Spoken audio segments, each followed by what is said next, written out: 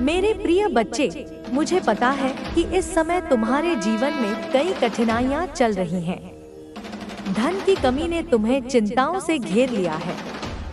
एक समय था जब तुम्हारे घर में खुशियों का माहौल था, हर कोई संतुष्ट और सुखी था।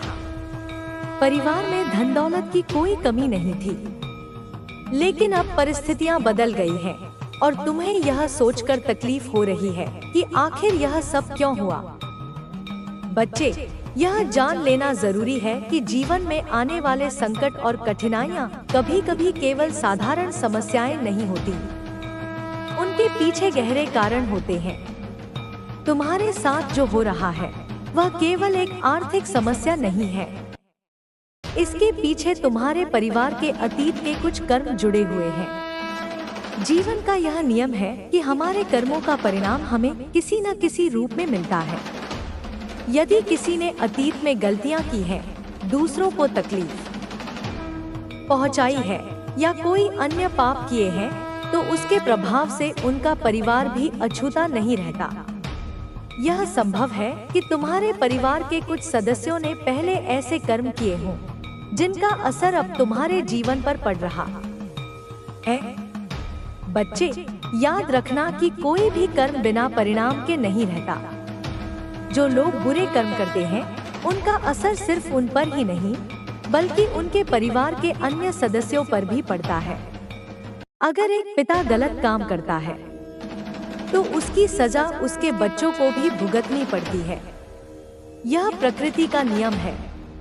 यह भी हो सकता है कि तुम्हारे परिवार के किसी सदस्य ने अतीत में कुछ ऐसा किया हो जिससे पूर्वजों का आशीर्वाद तुमसे दूर हो गया हो। जब किसी का आशीर्वाद छिन जाता है तो जीवन में संकट आना शुरू हो जाते हैं। लेकिन बच्चे, यह बात भी समझ लो कि यह सब स्थायी नहीं है। जैसे जैसे समय गुजरता है, चीजें बदल सकती हैं। बच्चे, अब मैं तुम्हें एक कहानी सुनाने जा रही हूँ जो तुम्हारे परिवार के अतीत से जुड़ी है। यह कहानी तुम्हें यह समझने में मदद करेगी कि तुम्हारे जीवन में ये समस्याएं क्यों आई हैं। बहुत समय पहले की बात है। तुम्हारे परिवार के पूर्वज एक सुखी और समृद्ध जीवन जीते थे। उनके पास धन दौलत की कोई कमी नहीं थी। लेकिन उस समय एक ऐसी घटना घटी जिसने सब कुछ बदल दिया। तुम्हारे घर या गांव में एक देवस्थान हुआ करता था। यह देवस्थान बहुत पवित्र था और हर शुभ अवसर पर तुम्हारे परिवार के लोग वहां जाकर आशीर्वाद लेते थे। यह स्थान सिर्फ पूजा का केंद्र नहीं था, बल्कि वहां एक प्राचीन खजाना भी छिपा हुआ था। यह खजाना तुम्हारे पूर्वजों का था, जिसे उन्होंने देवताओं के आशीर्वाद से वहां सुरक्षित रखा था। यह खजाना सिर्फ धन संपत्ति का प्रतीक नहीं था, यह देवताओं और पूर्वजों के आशीर्वाद का प्रतीक भी था। लेकिन समय के साथ इस खजाने को लेकर परिवार में मतभेद और विवाद शुरू हो गए। कुछ लोग जो लालच में आ गए थे, उन्होंने इस खजाने को हड़पने की कोशिश की। वे यह भूल गए कि यह खजाना उनके पूर्वजों का आशीर्वाद है और इसकी रक्षा स्वयं नागदेवता कर रहे हैं। नागदेवता, जो तुम्हारे पूर्वजों के रूप में वहां विराजमान थे, इस खजाने को किसी भी कीमत पर सुरक्षित रखना चाहते थे। बच्चे, जब परिवार के कुछ सदस्यों ने इस खजाने को लूटने की कोशिश की, तो वे यह नहीं समझ पाए कि उनका यह लालच उनके लिए और उनके परिवार के लिए विनाशकारी साबित होगा। उन्होंने खजाने को अपनी संपत्ति मानकर जबरदस्ती उसे हासिल करने की कोशिश की। लेकिन जैसे ही उन्होंने यह कदम उठाया, नागदेवता नाराज हो गए। नागदेवता ने इस खजाने की रक्षा करते हुए उन लोगों को सजा दी। उन्होंने इस पवित्र खजाने का अपमान करने वालों को उनकी गलती का एहसास कराया। इस घटना का प्रभाव न केवल उन पर, बल्कि पूरे परिवार पर पड़ा। खजाने के प्रति लालच और सम्मान की कमी ने परिवार को उनके पूर्वजों के आशीर्वाद से दूर कर दिया। बच्चे, यह घटना सिर्फ खजाने की लूट की नहीं थी, यह एक चेतावनी थी कि जो लोग अपने पूर्वजों और उनके आशीर्वाद का अपमान करते हैं, उनका जीवन कष्टों से भर जाता है।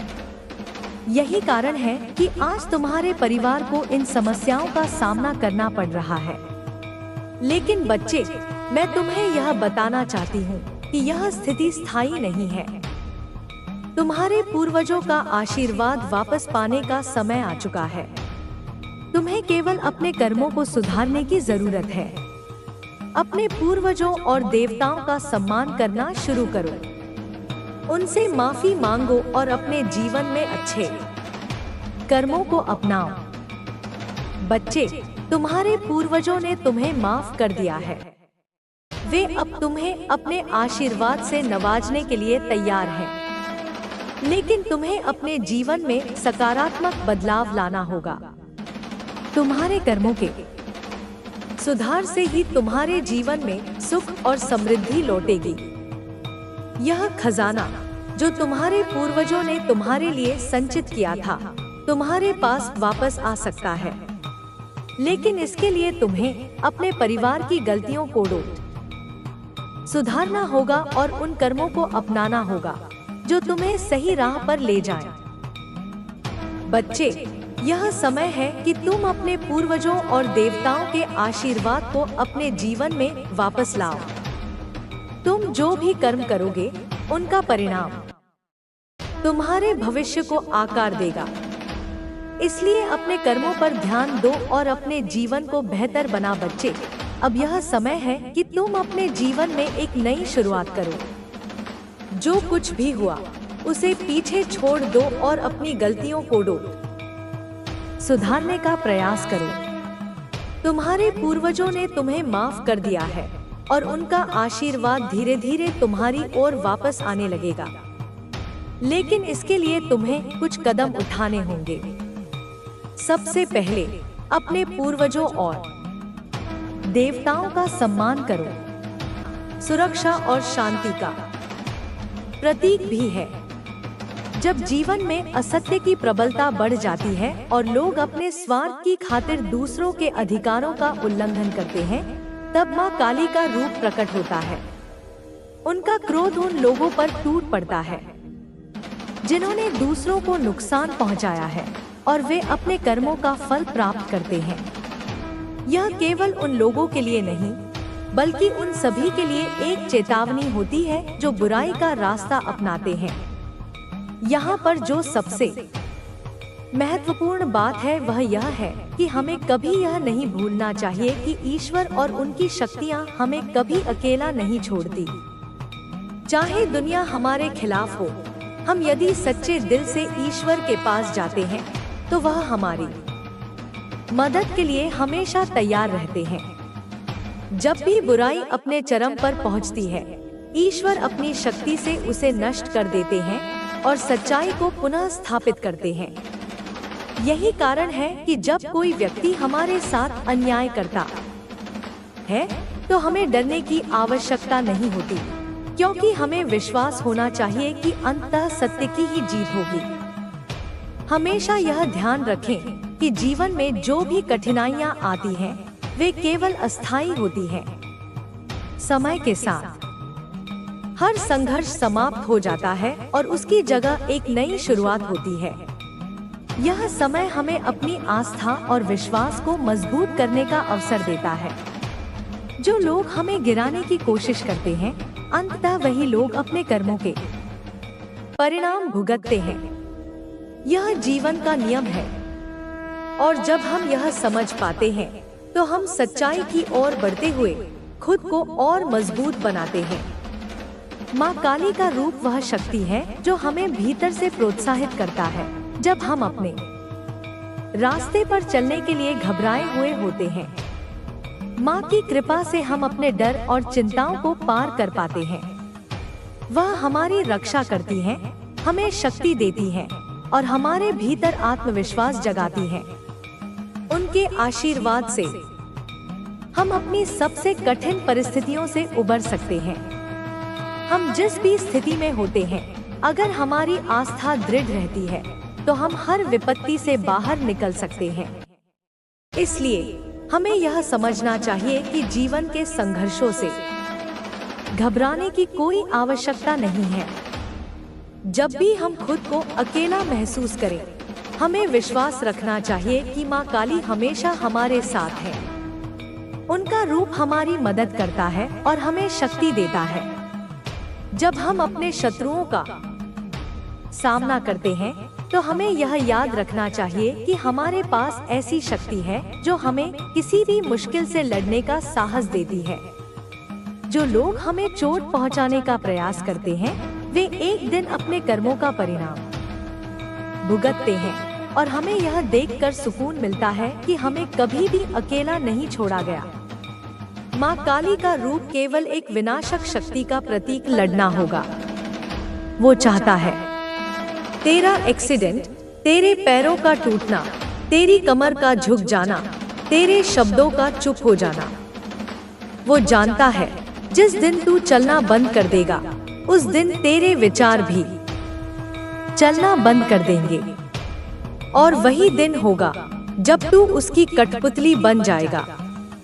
पर मैं काली हूँ, तू मेरी संतान है। तेरे रक्षण के लिए मैं स्वयं उतरूंगी। पर याद रख, मैं चेतावनी देती हूँ, ना कि समाधान बांटती हूँ। समाधान तुझे ही खोजना है।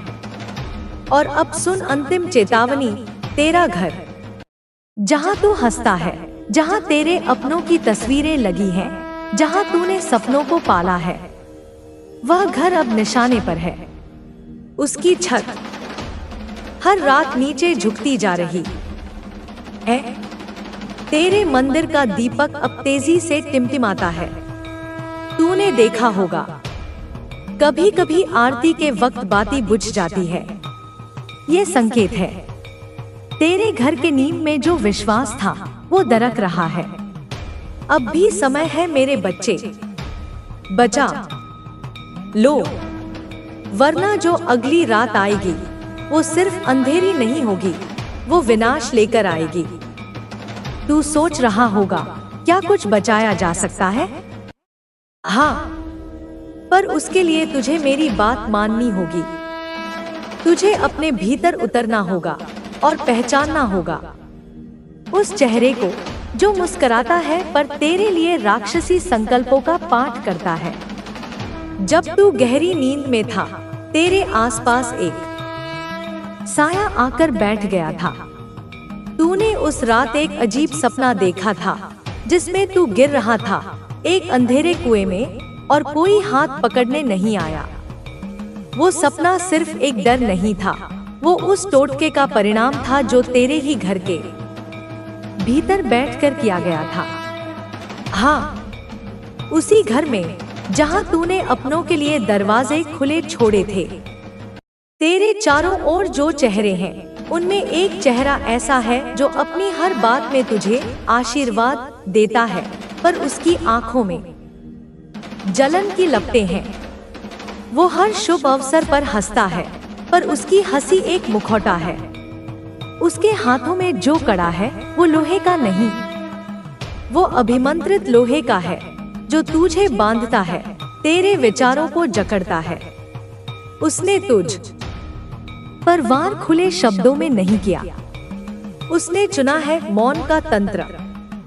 मेरे बच्चे, तू यह सोचकर भ्रमित है कि तेरा भाग्य क्यों अचानक डगमगाने लगा, क्यों तेरे विचार बिखरने लगे, क्यों तुझसे जुड़ा हर कार्य अधूरा रह जाता है। यह सब संयोग नहीं है, यह सब पूर्व नियोजित है। वो जानता है कि अगर तू एक बार और बढ़ा तो वह तेरे पीछे ही रह जाएगा, हमेशा के लिए।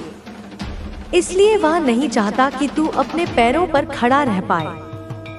तूने उस दिन देखा था ना, जब तेरा वाहन चलाते चलाते अचानक अनियंत्रित हो गया। वो सिर्फ सड़क का मोड़ नहीं था, वो उस मंत्र का प्रभाव था जो उसी सुबह तुझ पर पढ़ा गया था। जिसने पढ़ा उसने तुझे सुबह एक काले धागे की सौगंध दी थी और बोला था, ये तुझे बुरी नजर से बचाएगा। पर क्या तू जानता है वो धागा बंधा हुआ था उसी तंत्र से जिसका उद्देश्य है तुझे गिराना। उस धागे की गांठ में तेरे नाम का अक्षर उल्टा लिखा गया था, क्योंकि तेरा जीवन पलटना है उसे। वो चाहता है कि तेरे शरीर के वो हिस्से जो आगे बढ़ने के लिए उत्तरदायी हैं, वो टूट जाएं। हाँ मेरे बच्चे, तेरे दोनों पैर। वो नहीं चाहता कि तू मंदिर जा पाए, तू अपने प्रयासों की यात्रा कर पाए, तू उस राह पर चल पाए जो तुझे मेरे पास लाती है। उसने तेरे रक्षक देवताओं से पहले वार किया ताकि उनकी कृपा तुझ तक पहुंचने से पहले कहीं और भटक जाए। तू यह भी जानना चाहता है कि वह कौन है जो ये सब कर रहा है। मैं अब उसका पूरा चेहरा नहीं दिखाऊंगी, पर और संकेत दूंगी। वो है जिसके पास तुम्हारे घर की एक पुरानी चाबी है। वो है जिसने तुझे एक बार कहा था इतना मत उड़, गिर जाएगा। वो है जिसने तेरे पिता या भाई से अधिक अधिकार जताया पर प्रेम नहीं दिया। उसका नाम तुझे मालूम है, पर तू अब तक यह सोचकर चुप है कि शायद तू भ्रम में हो। पर नहीं मेरे लाल, ये भ्रम नहीं, ये तुम्हारे जीवन की सबसे भयावह सच्चाई है। तू यह भी सोचता है वो आखिर क्यों पीछे पड़ा है, क्यों तुझे ही बार बार लक्ष्य बनाता है, क्योंकि तू उसकी कमजोरी पर खड़ा हुआ है। उसने जिस तिरस्कार, जिस अपमान को सालों से सहा, तू उस पर बिना झुके आगे निकल गया। तेरा उत्साह उसकी निराशा को पराजित कर गया। वो तुझसे नहीं, तेरी सफलता से भयभीत है। तू अगर गिर गया तो वो चैन से सो पाएगा। अपने जीवन में किसी को भी नकार नहीं सकता, लेकिन तुझे यह सुनिश्चित करना होगा कि जिन लोगों के साथ तू जुड़ता है उनके इरादे और दृष्टिकोण तुम्हारे जीवन के उद्देश्य के अनुरूप हो। इस प्रकार इस भाग में मैंने तुझे यह बताया कि दोनों महिलाएं तेरे जीवन में क्यों आई हैं और उनके इरादे और उद्देश्य क्या है। इन दोनों महिलाओं के इरादे और दृष्टिकोण को समझने के बाद तुझे यह निर्णय लेना होगा कि किसके साथ तुझे आगे बढ़ना चाहिए। इस जीवन में जो भी घटनाएं घटित होती हैं, उनका कोई ना कोई गहरा कारण जरूर होता है। जिस तरह से हमें अपने जीवन के विभिन्न पहलुओं को समझने की आवश्यकता होती है, वैसे ही हमें अपने भीतर की भावनाओं और इच्छाओं को भी जानना जरूरी है। इस समझ के साथ ही हम यह निर्धारित कर सकते हैं कि हम किस दिशा में आगे बढ़ें और किसे अपने जीवन में स्थान दें। जब हम किसी के साथ जुड़ते हैं तो यह केवल एक भौतिक या मानसिक जुड़ाव नहीं होता, बल्कि इसका गहरा आध्यात्मिक और मानसिक कारण होता है। यह भी सत्य है कि हमें जिन रिश्तों और घटनाओं से गुजरना पड़ता है, वे हमारे पिछले जन्मों के कर्मों का परिणाम होते हैं। अगर हम यह समझने की कोशिश करें तो हमें जीवन की वास्तविकता को समझने में मदद मिलती है और हम अपनी आत्मा के उद्देश्य को पहचानने में सक्षम होते हैं। कई बार हम किसी व्यक्ति या परिस्थिति से जुड़ते हैं और सोचते हैं कि यह सिर्फ इस जन्म की घटना है, लेकिन अगर हम ध्यान से देखें तो हमें यह समझ में आता है कि यह किसी गहरे कनेक्शन का परिणाम हो सकता है। हमारे जीवन में आने वाले लोग और घटनाएं हमसे जुड़े हुए होते हैं, चाहे वह हमारे परिवार से हो, हमारे मित्रों से या हमारे रिश्तों से। इस जीवन में जो भी संबंध बनते हैं, वे सभी हमारे भीतर कुछ न कुछ सिखाने के लिए होते हैं। यह भी जरूरी है कि हम अपने संबंधों को सिर्फ भौतिक दृष्टिकोण से न देखें, बल्कि उन्हें एक गहरे आध्यात्मिक दृष्टिकोण से भी समझें। जब हम यह समझने लगते हैं कि हमारे जीवन में हर व्यक्ति और घटना के साथ एक गहरा संबंध है, तो हम अपने जीवन को बेहतर तरीके से जी सकते हैं और अपने उद्देश्य को पहचान सकते हैं। जैसा कि पहले उल्लेख किया गया था, जीवन में दो महिलाएं हैं जिनके इरादे अलग अलग हैं, एक महिला अपने स्वार्थ के कारण तुझसे जुड़ना चाहती है, जबकि दूसरी महिला तुझसे सच्चे प्रेम और भक्ति के साथ जुड़ने की कोशिश कर रही है। इन दोनों महिलाओं के इरादे और उद्देश्य के बीच एक बड़ा फर्क है। पहली महिला का इरादा पूरी तरह से स्वार्थपूर्ण है। वह तुझे अपने नियंत्रण में लाने के लिए तंत्र मंत्र और अन्य उपायों का सहारा ले रही है। उसका उद्देश्य केवल यह है कि वह तुझे अपनी इच्छाओं के अनुसार नियंत्रित कर सके और उसे अपने उद्देश्य के लिए इस्तेमाल कर सके। उसकी भक्ति और साधना एक दिखावा है और उसके द्वारा किए गए उपाय तुझे भ्रमित करने और अपने अधूरे स्वार्थ को पूरा करने के लिए होते हैं। यह महिला तेरे साथ कोई सच्ची भक्ति या प्रेम का संबंध नहीं बनाना चाहती। उसका एकमात्र उद्देश्य तुझे अपने नियंत्रण में लाना और तेरे द्वारा उसे जो कुछ भी चाहिए वह प्राप्त करना है। उसके लिए तुझे अपनी स्वतंत्रता खोने के लिए तैयार रहना होगा। इस महिला से जुड़ना तुझे आत्मिक रूप से नुकसान पहुंचा सकता है, क्योंकि वह तुझे केवल एक साधन के रूप में देखती है। वहीं दूसरी महिला का दृष्टिकोण बिल्कुल भिन्न है। उसकी भावनाएं और इरादे सच्चे हैं। वह तुझसे बिना किसी स्वार्थ के सच्चे प्रेम और भक्ति से जुड़ने की चाहत रखती है। यह महिला तेरे लिए एक आत्मिक साथी के रूप में प्रकट होती है और उसकी भावनाएं तुझसे जुड़ने की एक गहरी भावना से उत्पन्न होती है।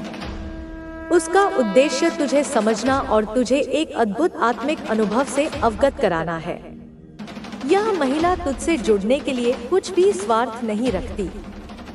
उसकी भक्ति और प्रेम के पीछे केवल एक पवित्र भावना है। वह तुझे अपने साथ एक सच्चे और पवित्र रिश्ते में बांधना चाहती है, जिसमें कोई छल या कपट नहीं है। यह महिला तुझसे सच्चे प्रेम और सम्मान की भावना रखती है और वह तुझे अपने जीवन का हिस्सा बनाने की कोशिश करती है, ताकि तुम दोनों एक दूसरे के साथ मिलकर एक उच्च उद्देश्य की ओर बढ़ सको। इन दोनों महिलाओं के बीच के अंतर को समझना बहुत जरूरी है, क्योंकि यह तुझे यह निर्णय लेने में मदद करेगा कि किसे अपने जीवन में स्थान देना चाहिए। यह समझते हुए कि दोनों के इरादे अलग अलग हैं, तुझे यह तय करना होगा कि किसके साथ तुम्हें अपने जीवन को साझा करना है। अब जब तुझे यह समझ में आ चुका है कि दोनों महिलाओं के इरादे अलग अलग हैं, तो यह तेरा कार्य है कि तू अपने आत्मा की आवाज को सुने और अपने जीवन में एक ऐसा साथी चुने जो तुझे उच्चतम आत्मिक मार्ग पर ले जाने में मदद कर सके। यह बहुत जरूरी है कि तू अपने भीतर की आवाज को पहचाने और उस आवाज के अनुसार ही अपने रिश्तों का चुनाव करे। इस निर्णय में तुझे आत्मिक शांति और संतुलन की आवश्यकता होगी, क्योंकि यह एक महत्वपूर्ण कदम है जो तेरे जीवन की दिशा को बदल सकता है। जब तू अपने भीतर से सही मार्ग का अनुसरण करेगा, तो तू अपनी आत्मा के उद्देश्य को समझने और पूरा करने में सक्षम होगा। इसके साथ ही यह भी जरूरी है कि तू अपने जीवन के हर अनुभव को समझे और उसे एक अवसर के रूप में देखे। हर घटना और हर रिश्ता तुझे कुछ न कुछ सिखाता है और यह तुम्हारे आध्यात्मिक विकास के लिए जरूरी है। अगर तू यह समझने में सक्षम होगा कि तेरे जीवन के हर व्यक्ति और घटना का एक गहरा उद्देश्य है, तो तू जीवन को एक नए दृष्टिकोण से देख सकेगा और उसमें मिलने वाले हर अनुभव को पूरी तरह से आत्मसात कर सकेगा। तू जब भी अपने जीवन में किसी को चुनने का विचार करेगा, तो उसे अपने दिल से समझ और महसूस करके चुन। यह ध्यान रखना जरूरी है कि तेरी आत्मा का उद्देश्य केवल तुझे सुख और संतोष दिलाना नहीं है, बल्कि वह तुझे अपने भीतर के सत्य को जानने और समझने की ओर भी मार्गदर्शन करना है। यह समझने के बाद कि जीवन में घटनाएं और रिश्ते केवल एक उद्देश्य को पूरा करने के लिए होते हैं, हमें अपनी सोच और दृष्टिकोण को भी बदलने की आवश्यकता होती है। जब हम यह समझने लगते हैं कि हर एक व्यक्ति, घटना और परिस्थिति का हमारे जीवन में एक गहरा उद्देश्य होता है, तो हम इन अनुभवों को स्वीकार करते हुए आगे बढ़ सकते हैं। जीवन का वास्तविक उद्देश्य केवल भौतिक सुख साधनों को प्राप्त करना नहीं है, बल्कि आत्मिक उन्नति और परम सत्य को जानने की ओर बढ़ना है। मनुष्य के जीवन में जो भी चुनौतियां आती हैं, वे केवल एक आंतरिक यात्रा का हिस्सा होती हैं। इन चुनौतियों से हमें यह सीखने को मिलता है कि हम अपनी कमजोरियों को कैसे समझें और उनसे ऊपर उठकर अपने आध्यात्मिक उद्देश्य की ओर बढ़ें। जैसे ही हम अपनी सोच को बदलते हैं, हम अपने जीवन में आ रही हर समस्या को एक अवसर के रूप में देखना शुरू कर देते हैं। हर चुनौती हमें एक नई दिशा देती है और हमें जीवन के प्रति हमारी सोच को पुनः स्थापित करने का अवसर देती है। इसके अतिरिक्त जब हम दूसरों के साथ जुड़ते हैं, तो यह हमारे आत्मिक विकास का एक हिस्सा होता है।